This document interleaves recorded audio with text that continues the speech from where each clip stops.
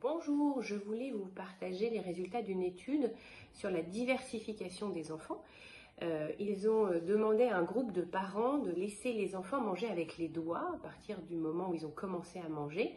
Et puis un autre groupe où c'était absolument interdit de manger avec les doigts, on devait manger avec une cuillère et une fourchette. Et puis ils ont étudié ces enfants-là pendant plusieurs années. La conclusion, c'est que les enfants à qui on avait autorisé à manger avec les doigts pendant les 2 premières années de leur vie, eh bien, étaient plus diversifiés que les enfants qui avaient dû manger avec la cuillère et la fourchette. Moralité, laissons nos enfants appréhender la nourriture avec les doigts.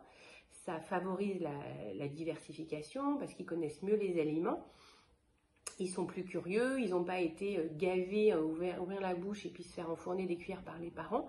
C'est eux qui ont mis eux-mêmes à leur bouche, donc ils ont le plaisir, le goût, la satiété, l'envie, alors qu'à la cuillère, on peut imaginer que ça peut être un peu du forcing, qu'on ne sait pas très bien si l'enfant a faim ou plus faim.